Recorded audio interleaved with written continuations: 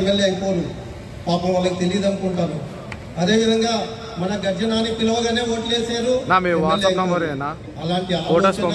అలాంటి ఆశయం లేకుండా కేవలం ముస్లింల కోసమే ఈ కార్యక్రమాన్ని ప్రారంభించాము.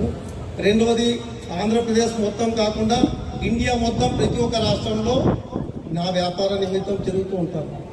ప్రతి చోట సమస్యలతో సతమతం ఉండేది మన ముస్లింలే. ఎందుకంటే మన ఇళ్లలో పిల్లలు ఎక్కువ, ఎడ్యుకేషన్ తక్కువ, పిల్లలకి చదివించుకుంటా ఉంటే డబ్బులు లేవు. అలాంటి పరిస్థితుల్లో ఒక సామెత చెప్పినట్టు అన్ని ఉన్న అల్లు నోట్లో చెంది అన్నట్టు కొన్ని వందల వేల కోట్ల ఆస్తులు మనవి ఉన్నాయి, ఒక్కోడు ఆస్తులు. కానీ అలాంటి ఆస్తులని ఈరోజు ఏమైపోతున్నాయి, అన్యాయక్రాంతం అయిపోతున్నాయి. వాటిని కాపాడుకుంటాం రండయ్య అంటున్నాం, కానీ వాటి కోసం కూడా ఇబ్బందులు పెడుతున్నారు.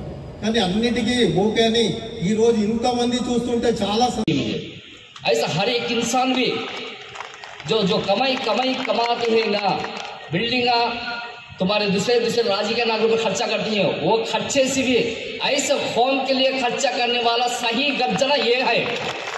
खाली गर्जना को गैरों के भी पीछे पड़ को उनके भीख मांगती हैं, तुम्हें खर्चा करती हैं, मुसलमान के ले जाकर वहाँ रख डालती हैं, ये गलत है।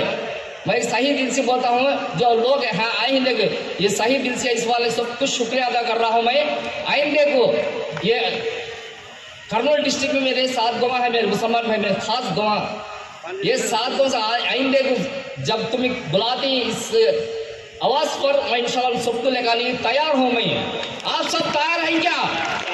हर एक इंसान 10 इंसान करेगा तो ऐसे शहर को हम शहर बनाकर भेजना चाहिए। इसलिए मैं मरुआ से शाही दिल से मैं शुक्रिया अदा करता हूँ इस मौके के सबको। मैं अस्सलाम वालेकुम रहमतुल्लाहि व बरकातहू।